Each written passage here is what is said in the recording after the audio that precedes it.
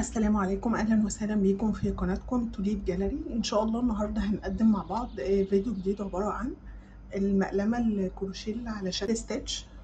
تمام، ده كده شكلها من جوه. يلا بقى نبدا مع بعض الفيديو علشان ما اطولش عليكم. هشتغل معاكم النهارده بخيط قطن ايطالي. تمام. هو الخيط يعني السمك بتاع الفتله بتاعته رفيعه. تمام. فانا هبدا اشتغل على فتلتين علشان المقلمة بتاعتي تكون متماسكة، ما تكونش طرية. تمام، عشان طبعا احنا مش هنقدر ان احنا ندعمها بحاجة. وهشتغل مع الفتلتين إبرة 3.5، وهحتاج علامات للغرز. تمام، 5 علامات. طبعا لو انتي مبتدئة محتاجاهم طبعا عشان تعرفي تحددي أماكن التزايد، وأماكن التزايد هشتغلهم أو هعلمهم كلهم بلون واحد.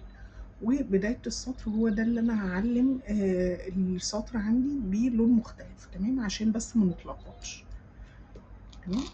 فأول حاجة أنا بس حابة أوضحها إن إحنا هنعمل من المقلمة دي كذا شكل. فأنا هبدأ البيز بتاعي باللون الأبيض.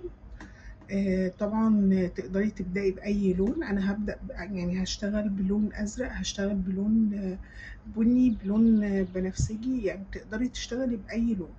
فأنا هبدأ البيز بتاعي باللون الأبيض، وبعد كده الأشكال اللي احنا نقدر إن احنا نشتغلها أو يعني بعد ما نحدد اللون اللي احنا عايزينه نقدر نشتغل الشكل اللي احنا محتاجينه. تمام.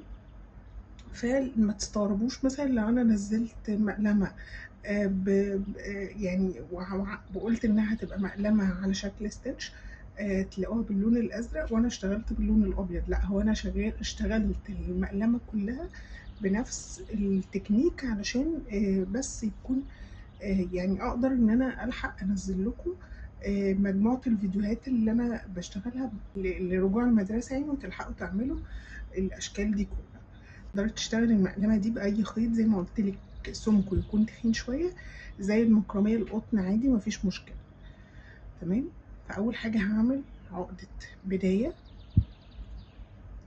بعد كده هرتفع ب20 سلسلة.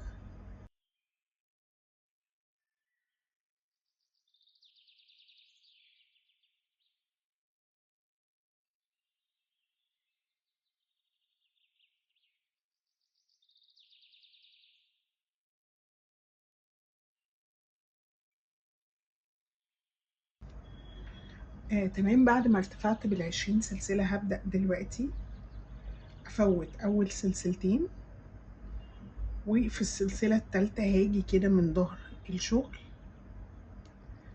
والف الخيط عندي على الإبرة، وهشتغل في ظهر السلسلة 3 غرز عواميد بلفة.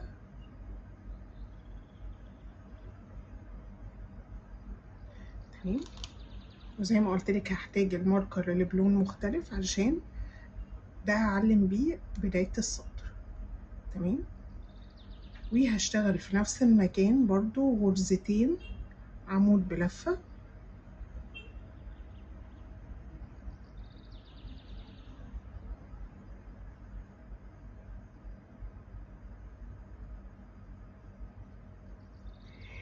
تمام، يبقى انا كده في بعد ما ارتفعت بال20 سلسلة بدأت اشتغل في السلسلة الثالثة من بعد الإبرة.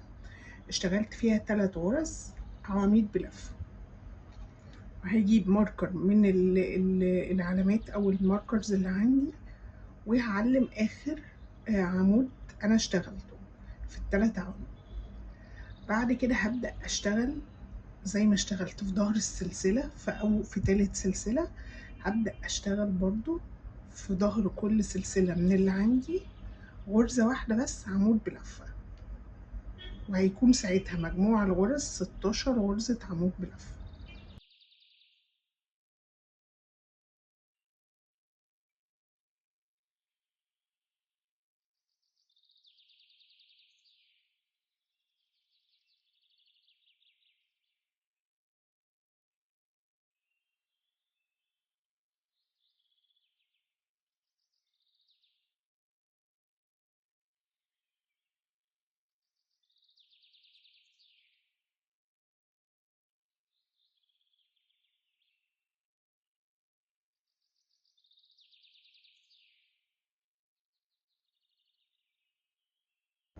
تمام كده. بعد ما خلصت ال16 غرزة عمود بلفة من بعد ال3 عواميد اللي انا اشتغلتهم في تالت سلسلة، وصلت هنا لاخر سلسلة عندي، هلف الشغل وهشتغل في اخر السلسلة دي 6 غرز عواميد بلفة في نفس المكان.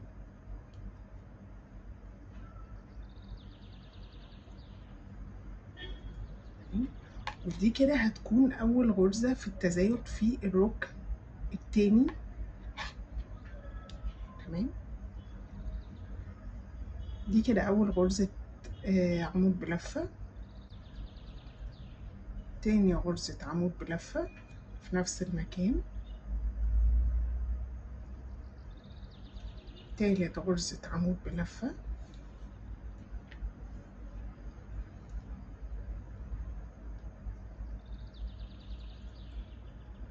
رابع غرزة عمود بلفة،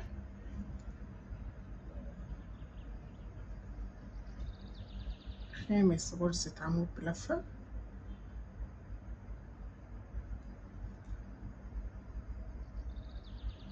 دي سادس غرزة عمود بلفة.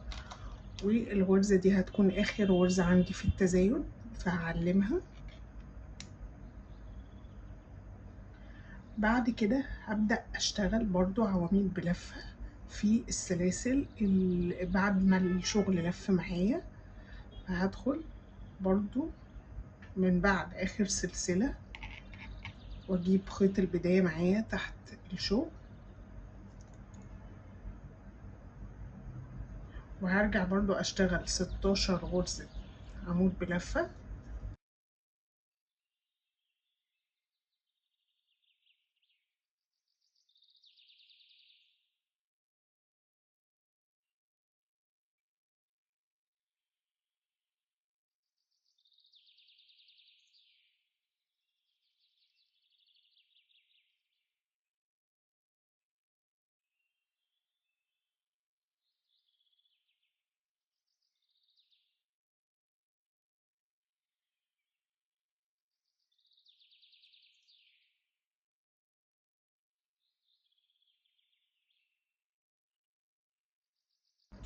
تمام كده، خلاص خلصت ال16 غرزة عمود بلفة، ووصلت هنا لآخر سلسلة هشتغل فيها 3 غرز عواميد بلفة، عشان زي ما اشتغلت في الجزء ده 6 غرز عواميد بلفة يكون هنا برضو نفس العدد 6 غرز. وهبدأ برضو أعلم أول غرزة أنا اشتغلتها في ال3 غرز علشان أعرف بداية الدوران بتاعي من هنا ونهايته هنا، ونفس الكلام بدايته هنا ونهايته هنا. تمام، ودي بداية السطر.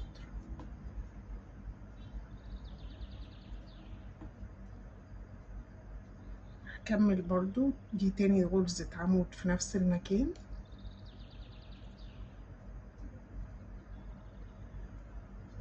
تالت غرزة عمود في نفس المكان. تمام، وكده هيكون مجموع السطر الأول عندي 44 غرزة غرزة عمود بلفة. تمام، فهبدأ دلوقتي بقى أقفل السطر عندي بغرزة منزلقة مكان ما بدأت السطر، اللي هي في أول غرزة عمود احنا اشتغلناه. تمام، وكده زي ما قلتلك انتهى معايا ب44 غرزة. بعد كده هرتفع بسلسلتين، وده هعتبره كده أول عمود عندي. هدخل في نفس المكان اللي ارتفعت منه بسلسلتين، وهشتغل غرزة عمود بلفة، وأعلم أول غرزة عندي في السطر. بعد كده هشتغل غرز تزايد لحد ما اوصل للماركر اللي هو يعني كده مجموع الغرز عندي غرزتين تزايد، غير الغرزة الأولى دي يبقى كده 3 غرز تزايد في الدوران ده. أنا كده اشتغلت نص الدوران.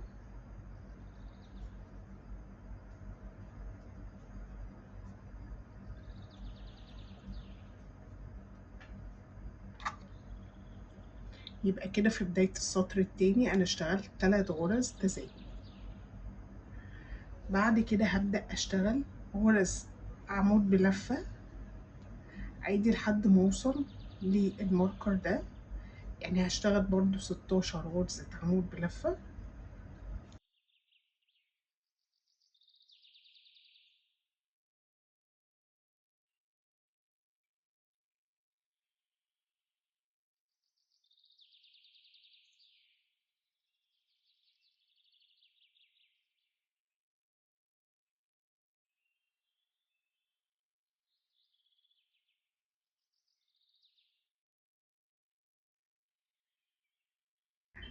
تمام كده انا اشتغلت ال16 غرزة عمود بلفة اللي اشتغلتهم من اول الماركر هنا لحد ما وصلت للماركر ده.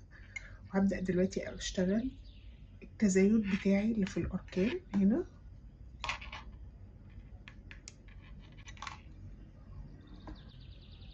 فهدخل في اول غرزة عندي اشتغل غرزة تزايد وارجع مكان الماركر تاني، عشان دي كده هتبقى اول غرزة عندي تزايد في السطر التاني في الجنب اللي هو الشمال ده. هشتغل كده 6 غرز تزايد.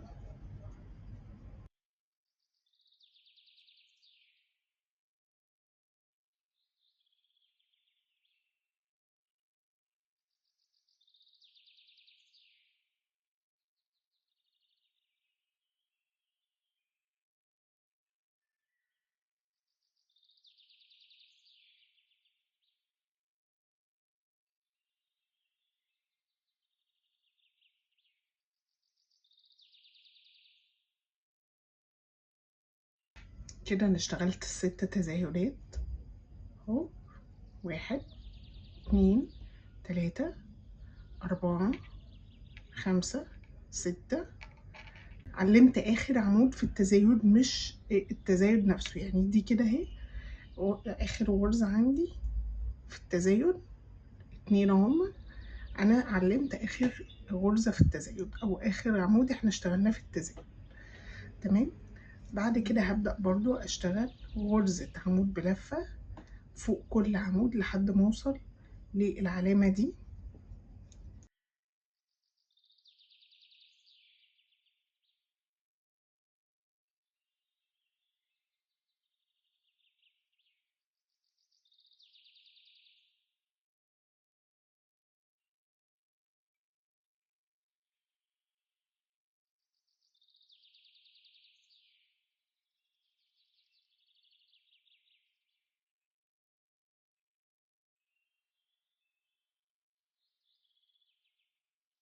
تمام كده خلاص خلصت ال16 غرزة عمود بلفة. هبدأ هنا اشتغل غرزة تزايد الفاضلة عندي في الجزء ده. هشتغل برضو 3 غرز تزايد وهرجع الماركر عندي في اول غرزة احنا اشتغلناها في التزايد.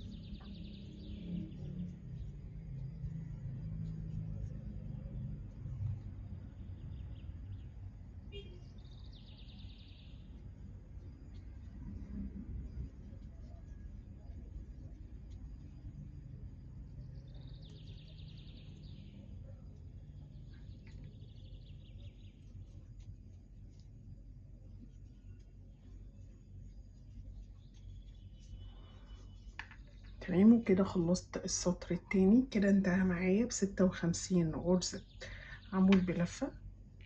هبدأ دلوقتي اقفل السطر التاني عندي في اول غرزة عمود بلفة احنا اشتغلناها. بعد كده هرتفع للسطر التالت بسلسلتين. بصي القطعة عندي متماسكة ازاي عشان اشتغلت بفتلتين. لو كنت اشتغلت بفتلة واحدة كانت هتبقى طرية معايا. تمام. عشان لو حبيتي ان انت تلزقي عليها حاجة او ترسمي عليها حاجة برضو او تشتغلي عليها حاجة هتكون القطعة متماسكة معاكي. فهبدأ دلوقتي معاكم السطر التالت.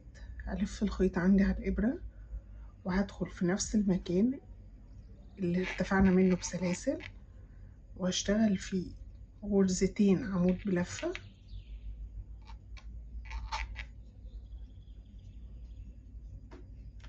تمام. وهاجي هنا في أول غرزة عمود بلفة أحط الماركر عشان ده بداية السطر. وزي ما اتفقنا إن أول سلسلتين احنا بنشتغلهم بنعتبرها عمود، فكده يعتبر أنا اشتغلت 3 غرز عواميد بلفة في الغرزة اللي احنا قفلنا فيها بمنزلقة. تمام. عشان هنبدأ دلوقتي السطر التالت. بعد كده هبدأ أشتغل غرزة عمود بلفة. الغرزة اللي بعدها هتبقى تزايد عمود بلفة.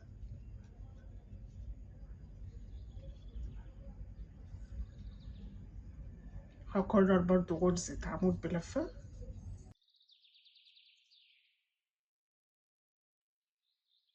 اللي بعدها هتكون غرزة تزايد عمود بلفة.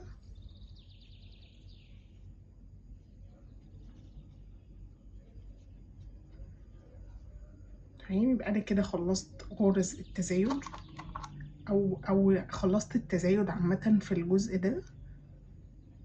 هرجع عندي الماركر اللي بيعرفني بداية التزايد ونهايته، وهرجع برضو تاني أشتغل 16 غرزة عمود بلفة لحد ما أوصل للماركر التاني ده لحد هنا.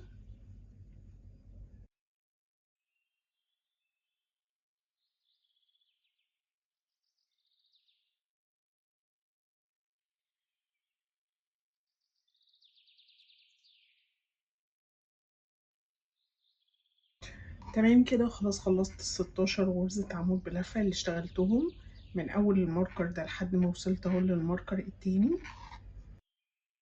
وهبدأ بقى دلوقتي أشتغل التزايد في الجزء المقابل ليا ده. هبدأ أول غرزة هشتغلها غرزة عمود بلفة.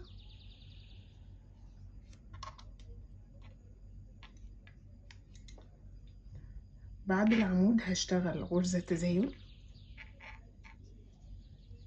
هدخل في نفس المكان واشتغل غرزتين عمود بلفة في نفس المكان. تمام. بعد كده هكرر غرزة عمود بلفة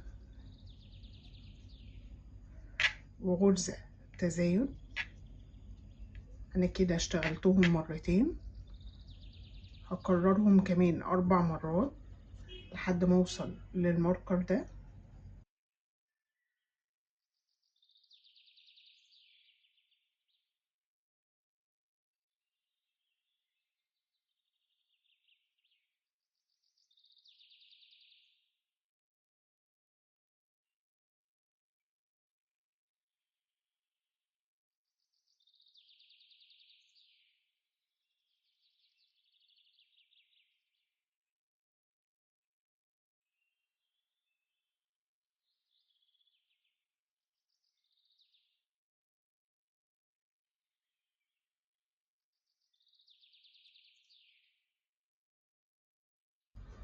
تمام كده انا خلصت التزايد عندي في الجزء التاني ده.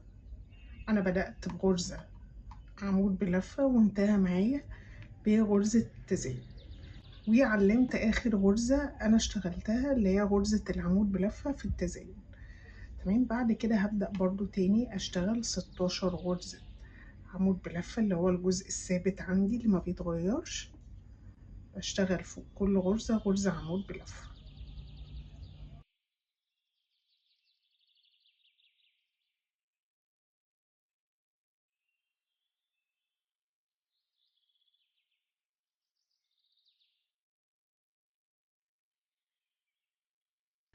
تمام كده خلاص وصلت للماركر التاني اللي هبدأ فيه دلوقتي أكمل بقية التزايد في الجزء ده. فهشتغل برضو أول غرزة فيه عمود بلفة وأرجع الماركر مكانه. بعد العمود بلفة هشتغل تزايد،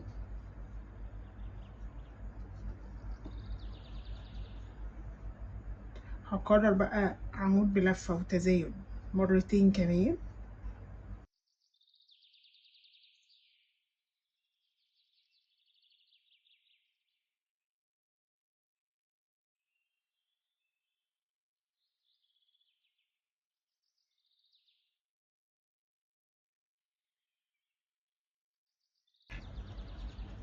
تمام، وده كده شكل عندي بعد ما خلصت السطر التالت، الأول التاني التالت. وكده السطر التالت انتهى معايا ب68 غرزة عمود بلفة. هقفل السطر عندي بغرزة منزلقة. تمام، وادي القطعة معايا شكلها. هتفرد معايا دلوقتي كل ما برتفع بأدوار تزايد هتبدأ تفرد معايا. هرتفع للسطر الرابع بسلسلتين، وهشتغل في نفس المكان اللي ارتفعت منه بسلسلتين غرزة عمود بلفة. يبقى أنا كده يعتبر اشتغلت 2 غرزة عمود بلفة. هشتغل في الغرزة اللي عليها الدور غرزة تزايد عمود بلفة.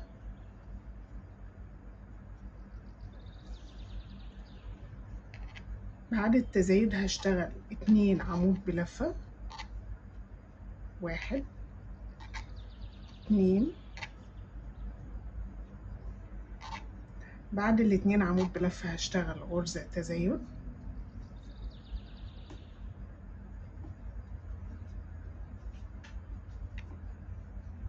بعد التزايد هكرر تاني 2 عمود بلفة وتزايد مرة كمان.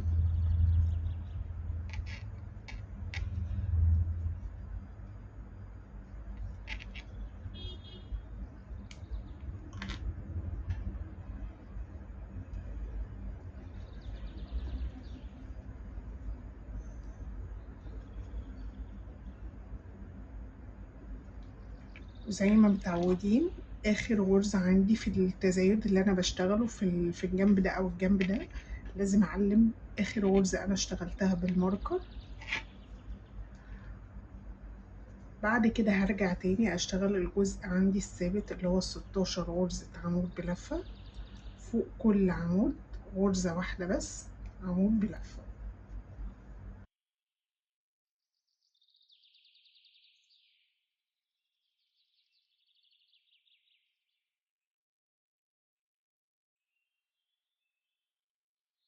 تمام كده خلاص خلصت ال16 غرزة عمود.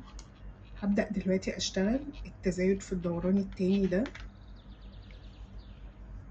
فأول حاجة احنا كنا بدأنا السطر اللي فات في الدوران بدأنا بغرزة واحدة بس عمود بلفة، فهشتغل فوقيها غرزة تزايد علشان التزايد عندي ما يبانش وانا بشتغل. انا اشتغلت هنا اهي اول غرزة تزايد في اول عمود، انا هبدأ اعلم فيه الماركر بتاعي بالشكل ده عشان ده بداية التزايد. بعد ما اشتغلت غرزة تزايد وصلت هنا للغرزة اللي بعدها هشتغل غرزتين عمود بلفة فوق كل غرزة غرزة.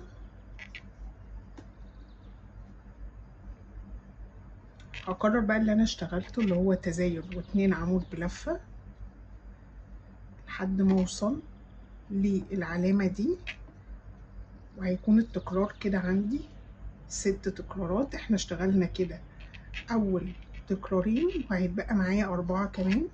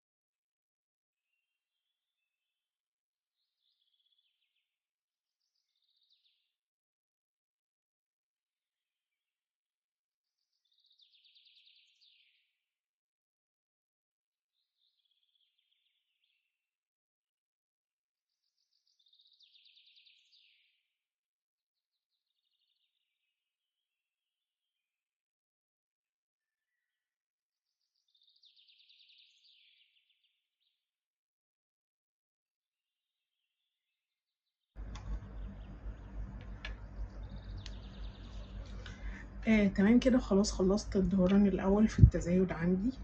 أنا كنت بدأت التزايد بغرزة تزايد، وانتهى معايا بغرزتين العمود بلفة. تمام، عشان تتأكدي بس إن شغلك مظبوط.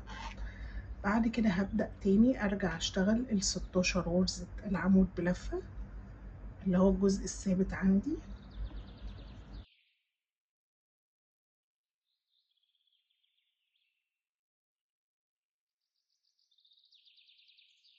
وصلت هنا للنص التاني في الدوران عندي.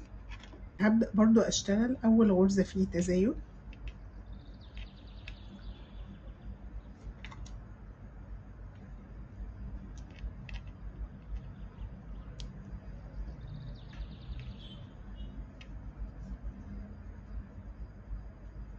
بعد التزايد هشتغل غرزتين عمود بلفة،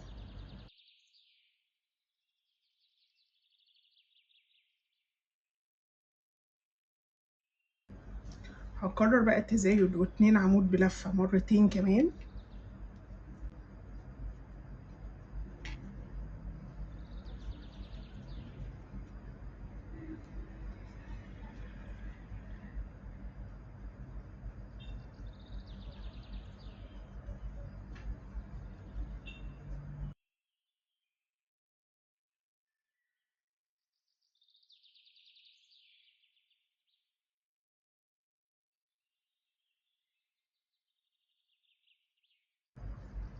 تمام، وكده خلصت السطر الرابع ب80 غرزة عمود بلفة.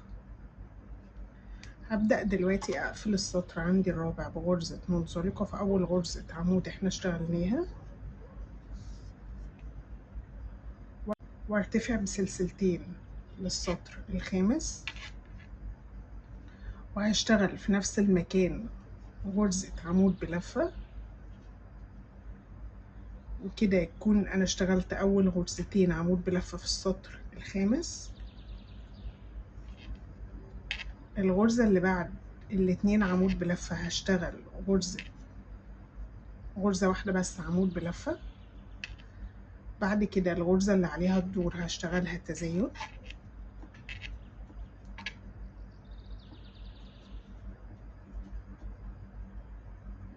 تمام، بعد كده هشتغل 3 غرز عواميد بلفة.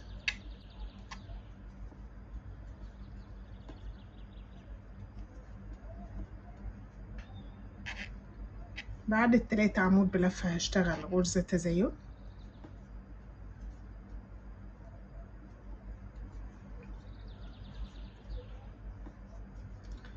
بعد كده هكرر 3 عمود بلفة وتزايد مرة كمان.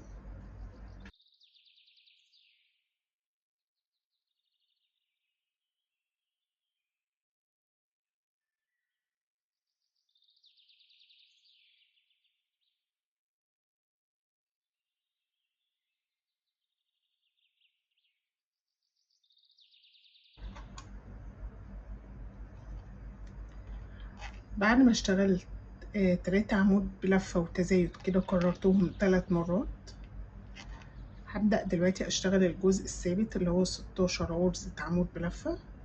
فوق كل عمود غرزة واحدة بس عمود بلفة.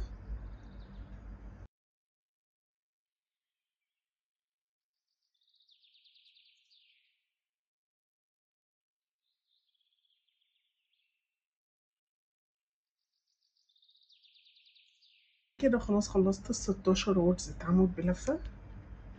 هاجي بقى دلوقتي اشتغل التزايد عندي في الدوران. فالسطر اللي قبله انا كنت شغالاه في اول التزايد اشتغلت غرزة تزايد، فهشتغل اول حاجة 3 غرز عمود بلفة.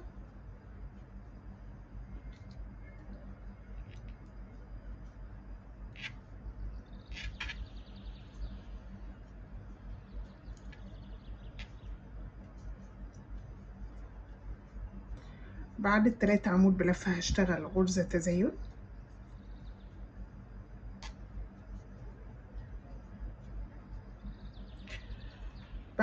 بعد التزايد هكرر بقى 3 عمود بلفة وتزايد لحد ما اوصل للماركر ده.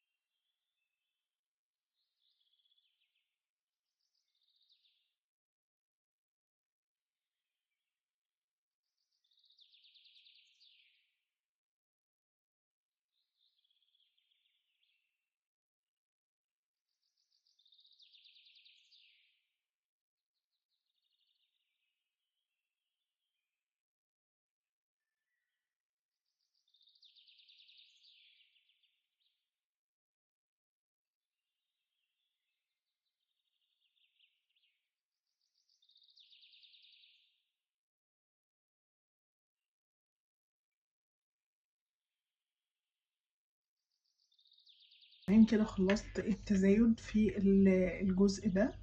هبدأ بقى دلوقتي اشتغل ال16 غرزة عمود بلفة.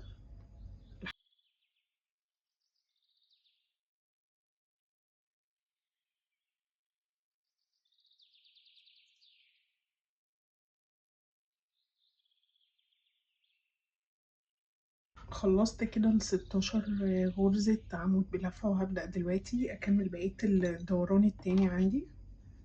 فهرجع اشتغل برضو 3 غرز عواميد بلفة.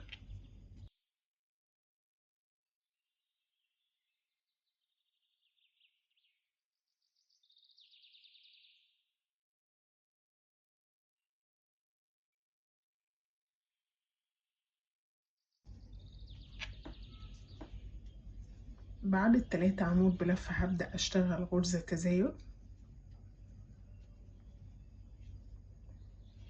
هكرر بقى 3 عمود بلفة وتزايد مرتين كمان.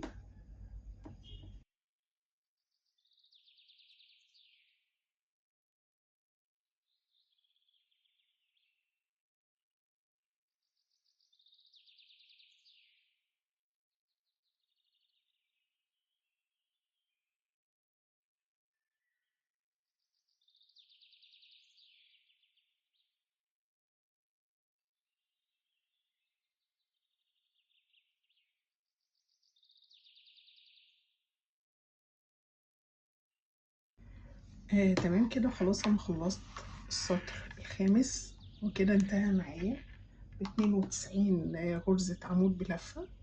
هبدأ بقى دلوقتي اقفل السطر عندي بغرزة منزلقة. تمام، وده كده الشكل بتاعي. انا كده وصلت للمقاس المناسب. طبعا لو انت حابة ان انت تزودي على حسب راحتك، يعني حابة تزودي هتبدأي برضو تزودي في اماكن التزايد اللي هي الجزء ده من اول الماركر ده لحد هنا، ومن اول الماركر ده لحد هنا. تبدأي تكبري او تصغري على حسب المقاس او الابرة والخيط واللي انت بتشتغلي بيهم. تمام. بعد كده دلوقتي بقى هبدأ اشتغل في السطر السادس. فهرتفع اول حاجة بسلسلتين. هبدأ بقى اشتغل الاطار بتاعي على القطع كلها. هشتغله في الحلقة الخلفية. هدخل كده في الحلقة الخلفية من كل غرزة عمود بلفة، واشتغل غرزة واحدة بس عمود بلفة. ده برضو كده بداية السطر عندي.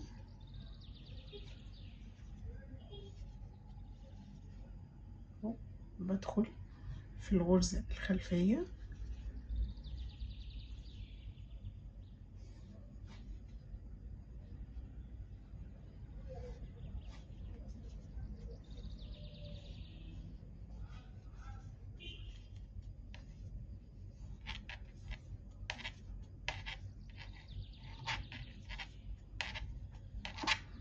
وهينتهي معايا السطر السادس ب92 غرزة عمود بلفة.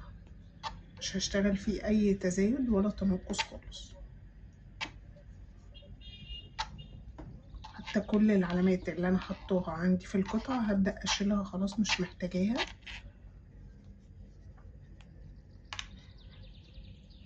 عشان انا كده وقفت خلاص التزايد، وده بيكون سطر ثابت في الحلقة الخلفية.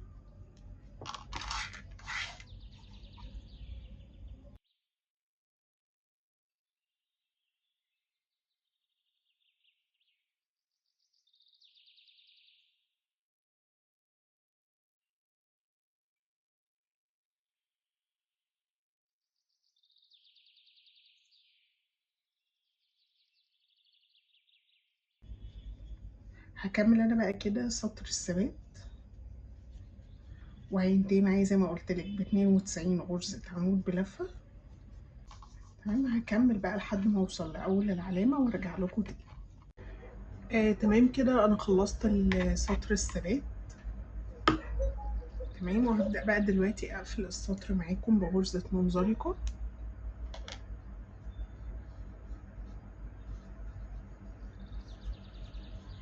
وارتفع بسلسلة.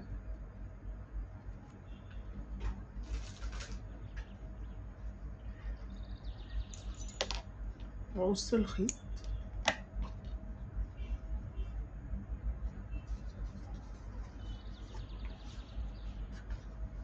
تمام، وده كده شكل القطعة معايا بعد ما خلصتها. وهنبدأ بقى ننضف الخيط ده تحت الشغل. وعملت واحدة تانية بنفس الشكل، نفس عدد الغرز وبنفس المقاس، عشان هنبدأ دلوقتي نشبكهم مع بعض.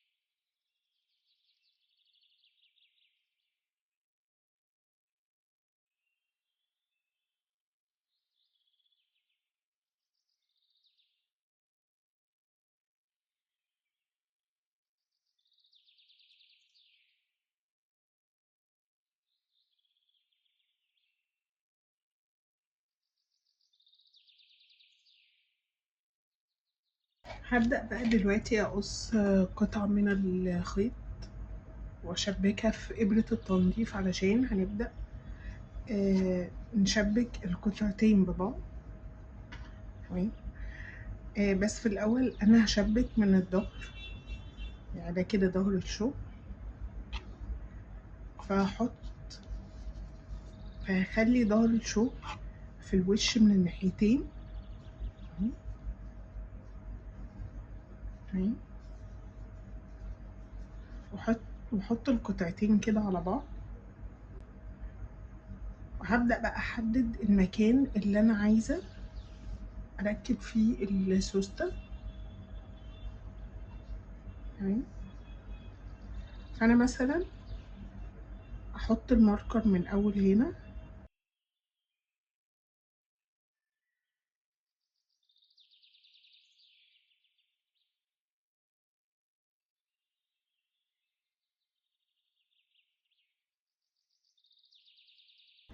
أحط الماركر التاني هنا مثلا.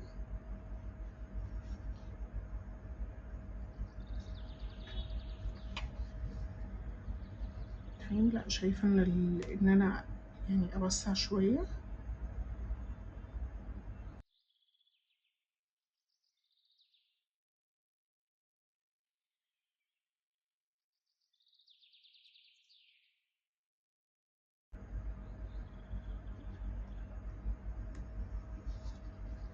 تحسيها كده بالنظر. 2 4 6 8.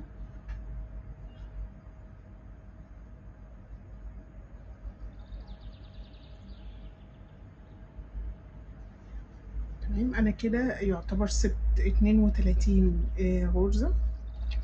هبدأ أجيب إبرة التنظيف عندي، هبدأ بقى دلوقتي أشبك. فهبدأ من بعد ما عملت العلامة، هشتغل كده في الحلقة الأمامية من قدامي. هي هدخل بالإبرة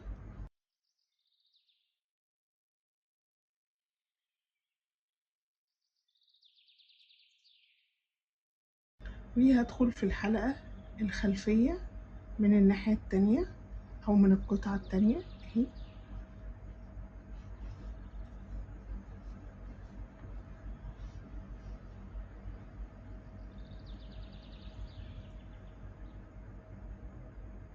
هدخل مرة كمان عشان أثبت الخيط وأعقده.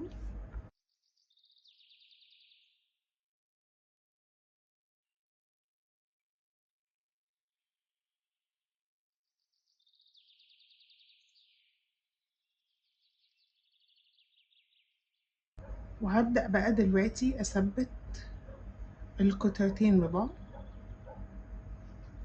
بدخل في الحلقة الأمامية في الجزء اللي من ناحيتي، والحلقة الخلفية من الجزء التاني.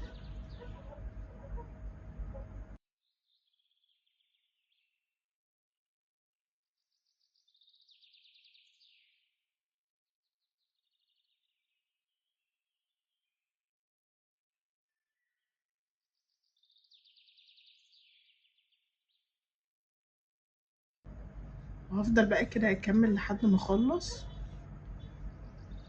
واوصل لحد الجزء التاني في العلامة،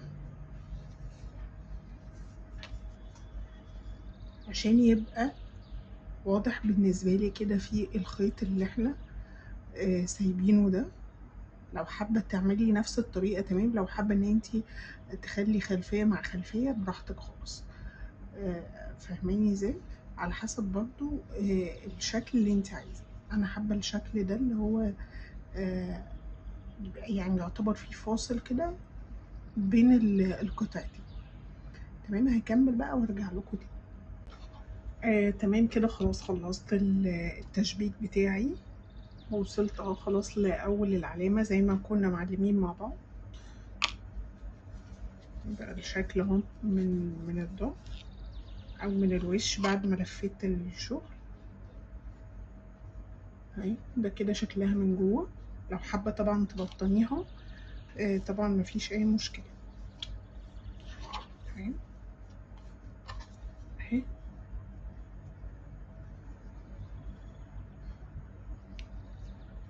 اهي خلاص بقى هبدأ اشيل الماركر خلاص.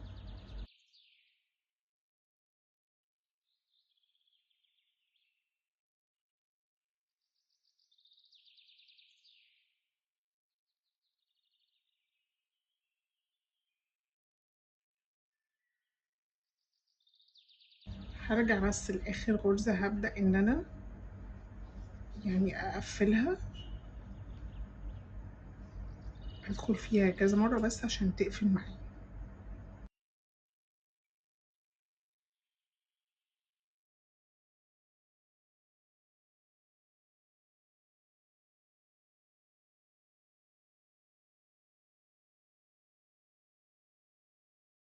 تمام، وبعد كده بقى هنضف الخيط ده جوه المقلمة.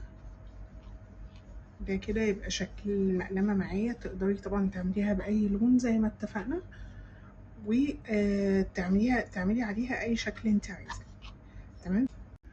تمام كده خلاص خلصنا جسم المقلمة، وهنبدأ بقى نشتغل المقلمة باللون الأزرق ده عشان هنشتغل ستيتش. تمام، فأول حاجة هبدأ بالعين. هنجيب اللون اللي لونه اللي هو البيبي بلو دوت، الأزرق الفاتح. وأول حاجة هعمل عقدة بداية، بعد كده هرتفع بسلسلتين، هفوت سلسلة وادخل في السلسلة التانية، هشتغل 3 غرز حشو في نفس المكان.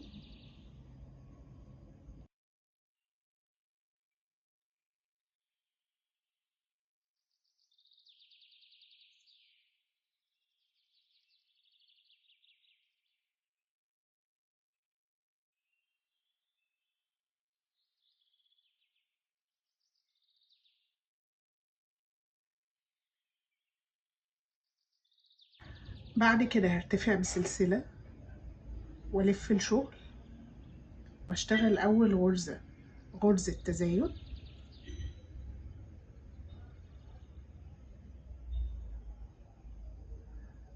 بعد التزايد هشتغل غرزة حشو واحدة بس، واخر غرزة اللي هي مكان العلامة هشتغلها تزايد. يبقى كده السطر الاول انتهى معايا ب3 غرز، السطر التاني انتهى معايا ب5 غرز. هرتفع بقى بسلسلة والف الشغل، واشتغل اول غرزة فيه تزايد،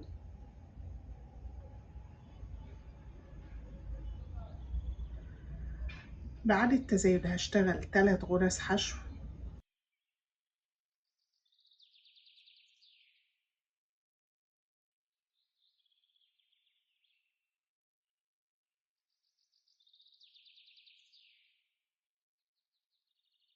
واخر غرزة هشتغلها غرزة تزايد. وكده السطر التالت انتهى معايا ب7 غرز حشو. السطر الرابع هرتفع بسلسلة والف الشغل، وهشتغل اول غرزة فيه تزايد،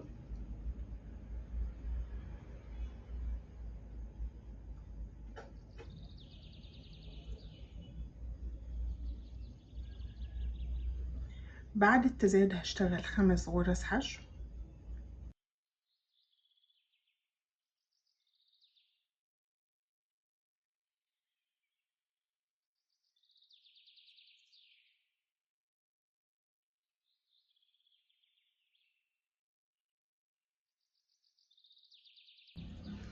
بعد ال5 حشو وصلت لآخر غرزة هشتغل فيها غرزة تزايد.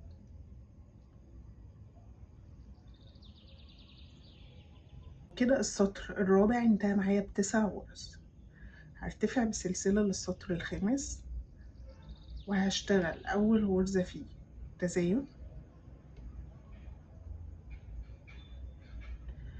بعد كده هشتغل 7 غرز حشو.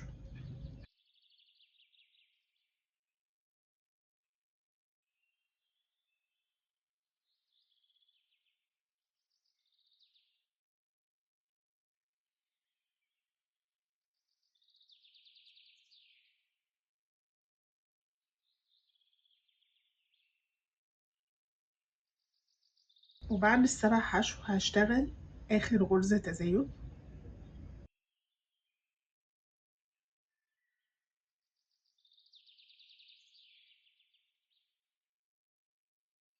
وكده السطر الخامس انتهى معايا ب11 غرزة. هرتفع بسلسلة للسطر السادس والف الشغل واشتغل أول غرزة فيه تزايد.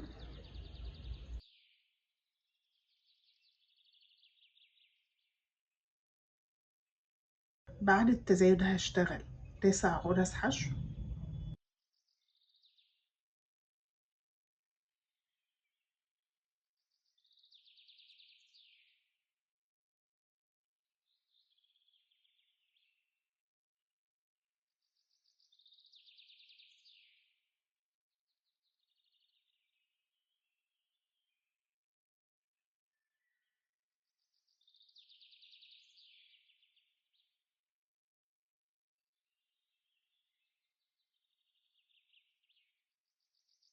بعد ال9 حشو هشتغل غرزة تزايد اللي هي آخر غرزة.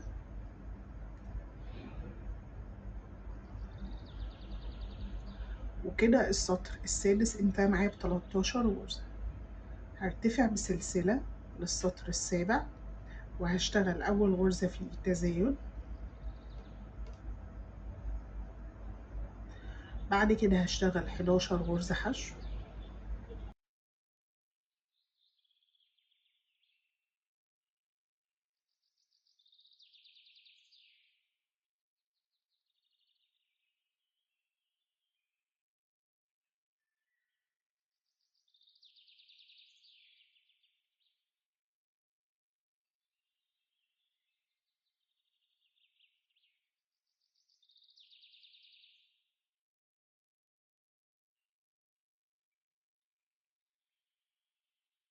بعد ال11 غرزة حشو وصلت لآخر غرزة هشتغل فيها تزايد. كده السطر السابع انتهى معايا ب15 غرزة حشو. هرتفع بسلسلة للسطر الثامن ألف الشغل وهشتغل أول غرزة فيه تزايد.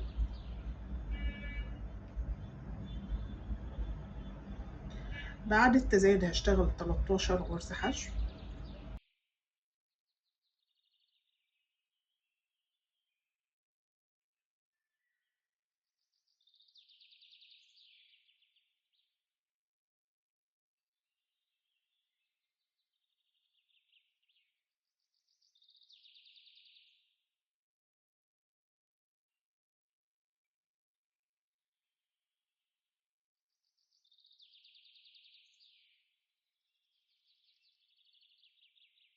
وهشتغل آخر غرزة تزايد.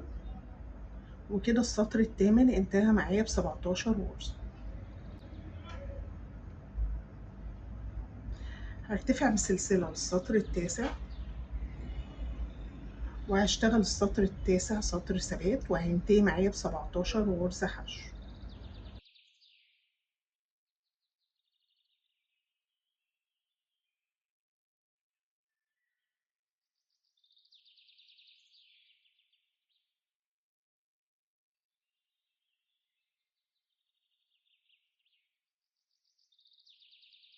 خلصت كده السطر التاسع اللي هو كان سطر ثبات. دلوقتي بقى هرتفع بسلسلة للسطر العاشر، وهشتغل أول غرزة فيه تناقص.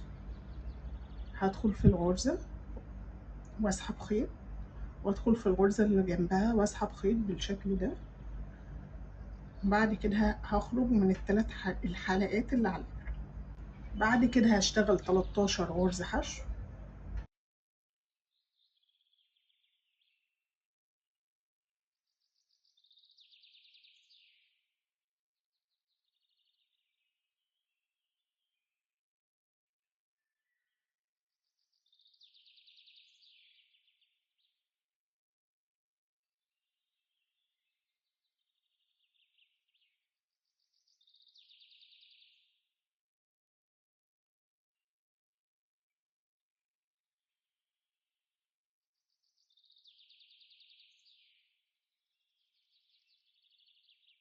بعد ال 13 غرزة حشو هيبقى هنا معايا غرزتين هشتغلهم غرزة واحدة بس تناقص.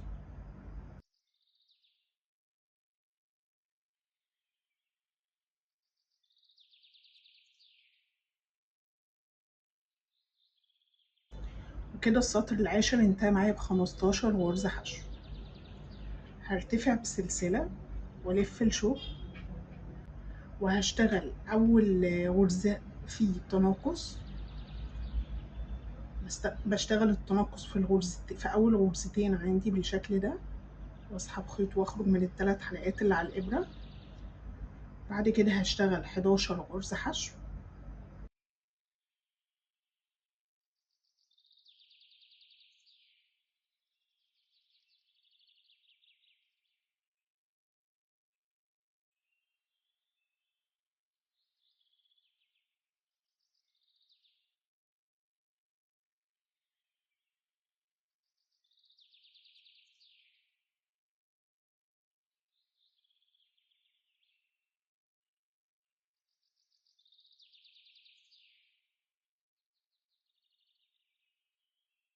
بعد ما خلصت ال11 غرزة حشو هيتبقى معايا غرزتين هشتغلهم غرزة تنقص. وكده السطر ال11 انتهى معايا ب13 غرزة حشو. هرتفع بسلسلة للسطر ال12، وهشتغل أول غرزتين في غرزة واحدة تناقص. بعد كده هشتغل 9 غرز حشو.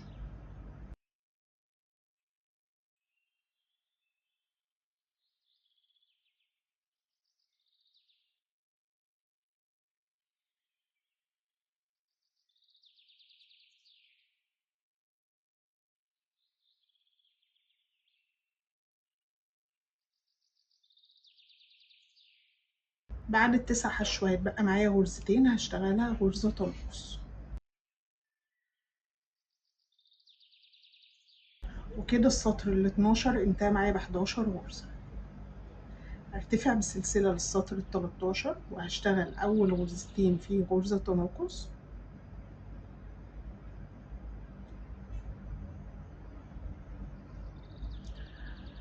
بعد كده هشتغل 7 غرز حشو.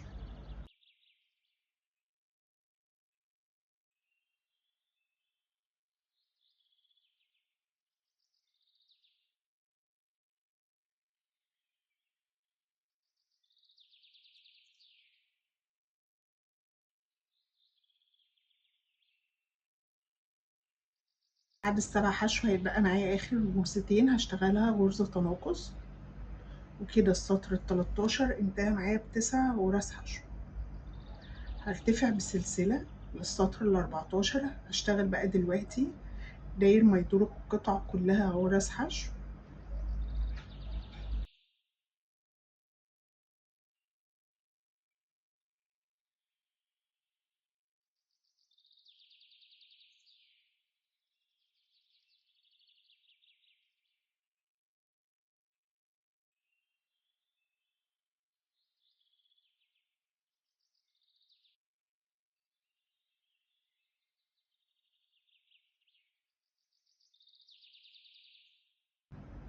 وصلت هنا للدوران. الدوران كده كده عارفين ان احنا بنشتغل غرزتين حشو. وبعد كده هشتغل مع نهاية كل سطر وبداية كل سطر غرزة واحدة بس حشو.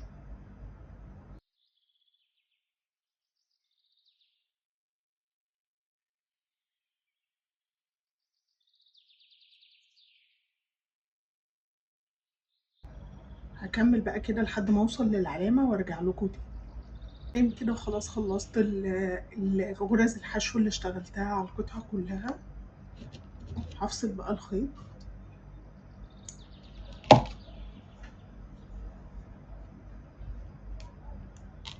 في الاول بس هشتغل غرزة منزلقة،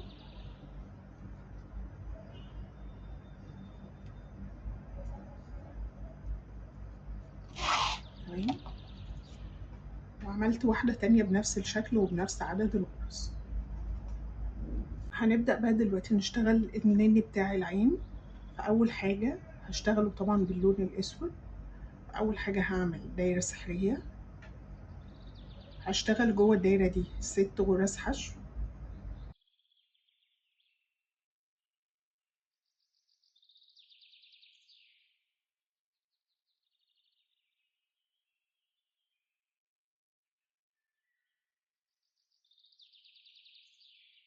هقفل الدايرة.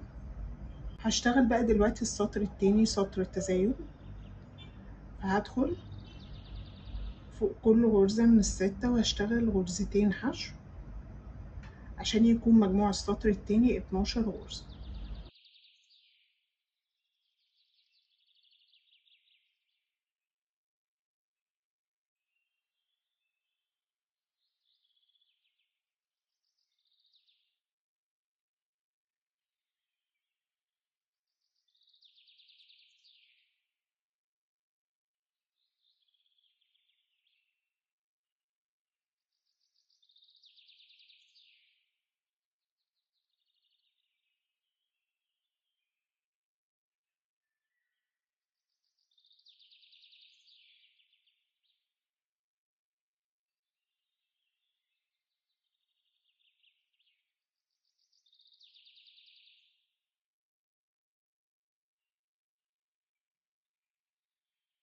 السطر بقى التالت هشتغل أول غرزة فيه حشو،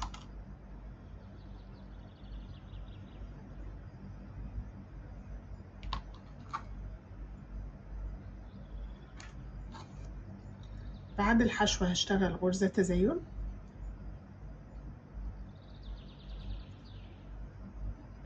هكرر بقى كده لنهاية السطر التالت حشو وتزايد عشان ينتهي معايا ب18 غرزة حشو.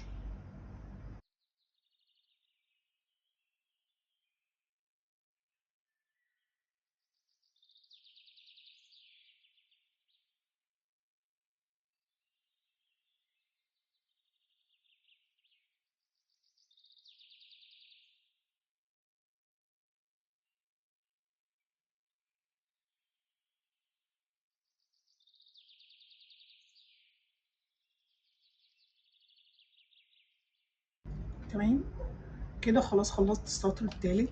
هفصل بقى الخيط. تمام، وعملت واحدة تانية من النني وفصلت بقى منها الخيط ونضفت الخيوط علشان لما نبقى نحطها على العين بالشكل ده. بص هنيجي هنا عند طرف المثلث وبنحط العين. تمام، هنشتغل بقى دلوقتي مع بعض الود. فهي هشتغلها باللون البينك واللون الازرق، واللي هعمله باللون البينك هو اللي هعمله باللون الازرق. تمام، فاول حاجه هعمل عقده بدايه، بعد كده هرتفع بسلسلتين، هفوت اول سلسله وادخل في السلسله التانية واشتغل فيها 3 غرز حشو في نفس المكان.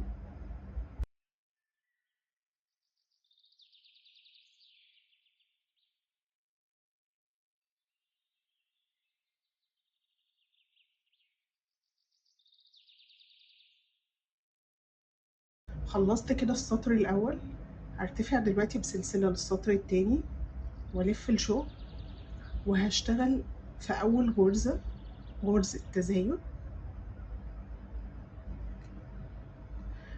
الغرزة اللي بعد كده هشتغلها حشو اخر غرزة هشتغلها تزايد. وكده السطر التاني انتهى معايا ب5 غرز حشو. هرتفع بسلسلة للسطر التالت والف الشغل، وهشتغل اول غرزة فيه تزايد، بعد كده 3 غرز حشو،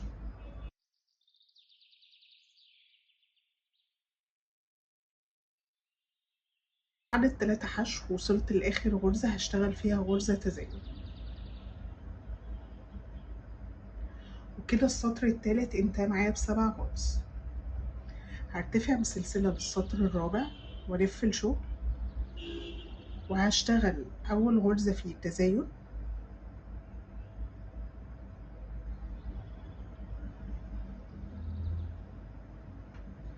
بعد التزايد هشتغل 5 غرز حشو،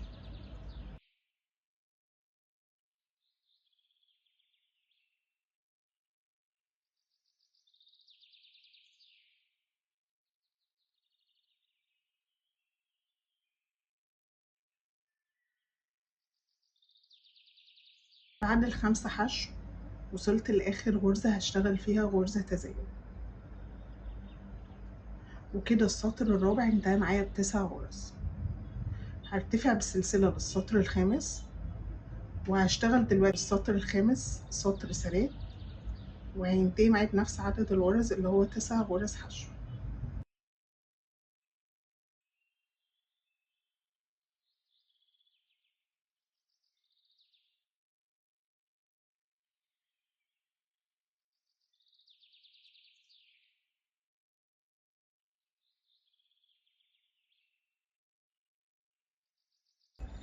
بعد كده هرتفع للسطر السادس بسلسلة والف الشغل، وهشتغل اول غرزة فيه تزايد،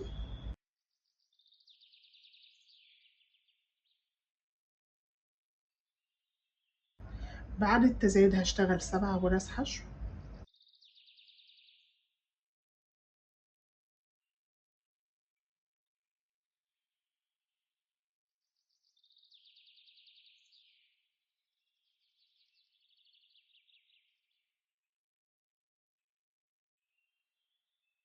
وصلت هنا لاخر غرزة هشتغلها تزايد.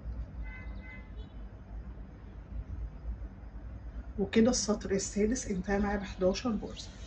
هرتفع دلوقتي بسلسلة للسطر السابع وهشتغله سطر ثبات، وهيخلص معايا بنفس عدد الغرز اللي هو 11 غرزة حشو.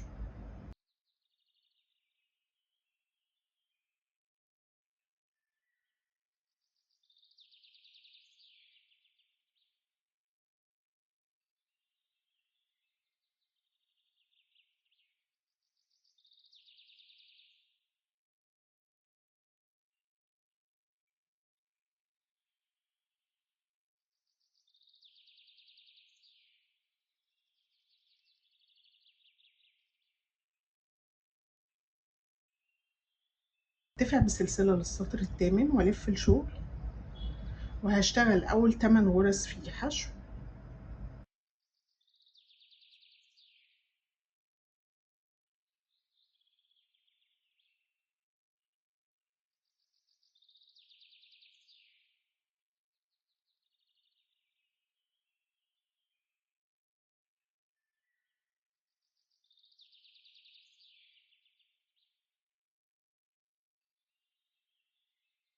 بعد ال8 حشو هرتفع ب4 سلاسل،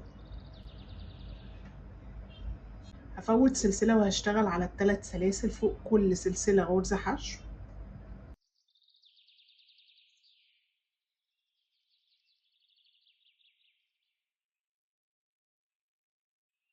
وبعد كده هشتغل على ال8 غرز فوق كل غرزة غرزة حشو.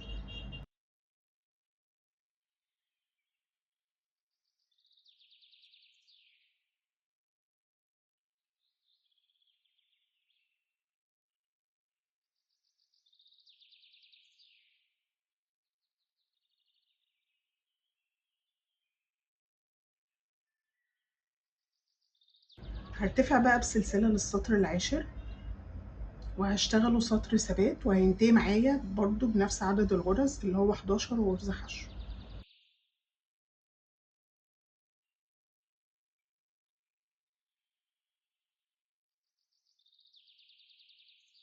هرتفع بقى بسلسلة للسطر ال11 وهشتغل دلوقتي غرزة تناقص. تمام. بعد كده هشتغل 7 غرز حشو.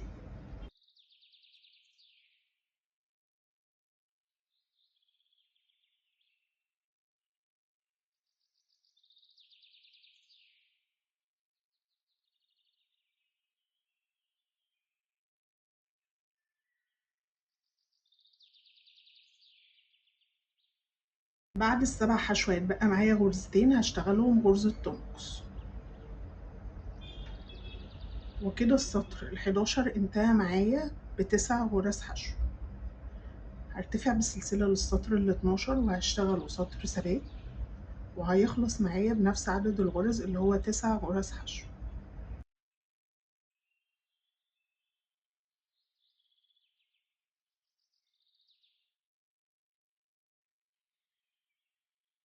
السطر بقى ال13 هرتفع بسلسلة والف الشغل، وهشتغل اول غرزة فيه تناقص. بعد التناقص هشتغل 5 غرز حشو.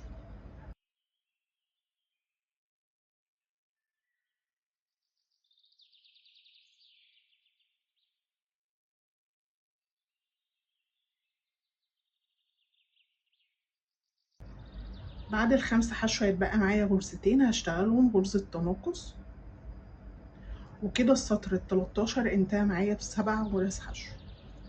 هرتفع بسلسلة للسطر ال14 وبعد كده هشتغل السطر ال14 سطر ثبات، وهيخلص معايا بنفس عدد الغرز اللي هو 7 غرز حشو.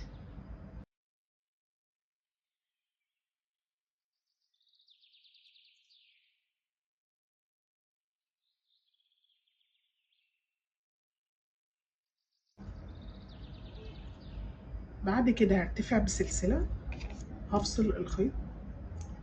تمام، وده كده شكل الودن معايا.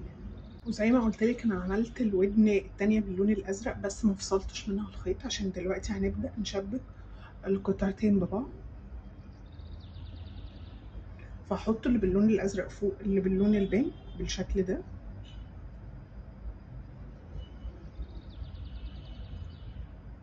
هنبدأ دلوقتي بقى نشبكهم بإبرة الكروشيه.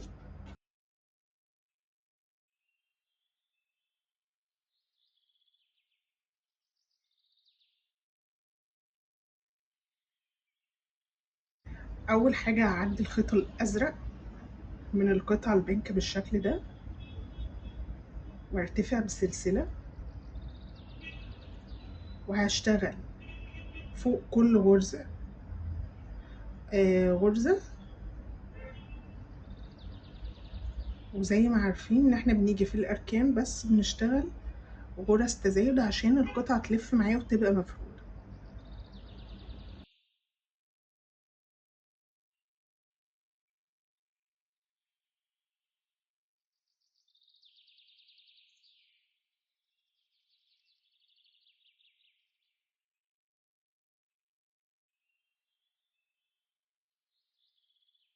وصلت هنا للركن فهبدأ اشتغل فيها غرزة تزايد.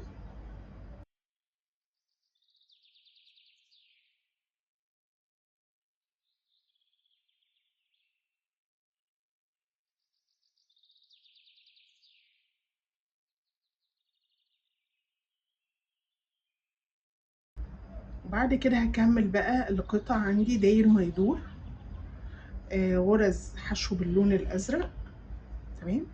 هاجي عند الاركان هنا اشتغل التزايد، الركن ده وهنا وهنا وهنا وهنا احنا اشتغلنا فيها غرزة واحدة فهنقفلها بغرزة كمان.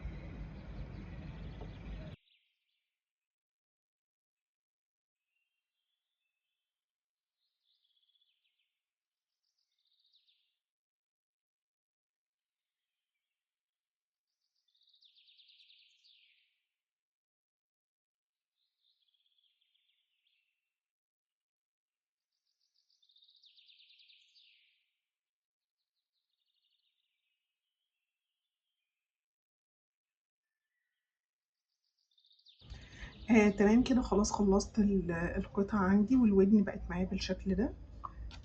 هفصل الخيط على مسافة عشان لما نيجي نثبتها في الجسم.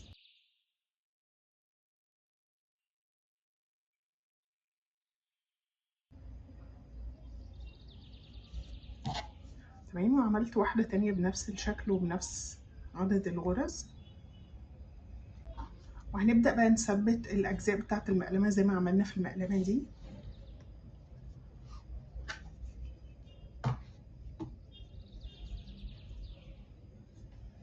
الودنين بالشكل ده.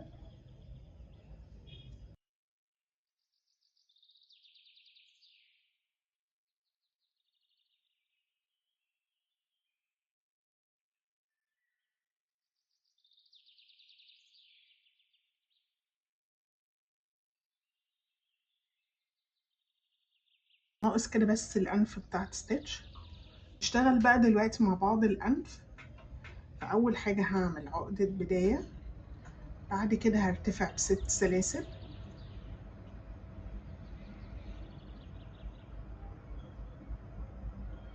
هفوت سلسلة وادخل في السلسلة التانية اشتغل غرزة حشو.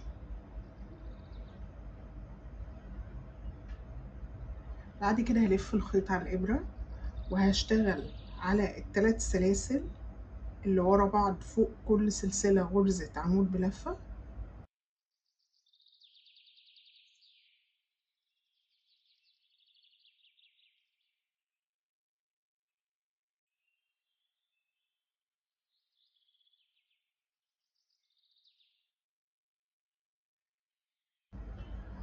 وصلت هنا لآخر سلسلة هشتغل فيها غرزة حشو. بعد كده برضو هفصل الخيط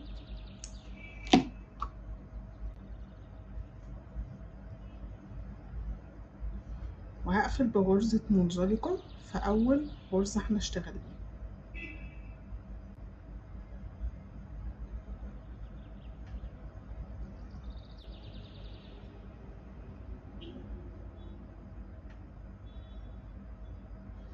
تمام، هبدأ بقى أخلص التشبيك عندي وهركب السوستة وأوريكم بقى الشكل في النهاية عامل ازاي.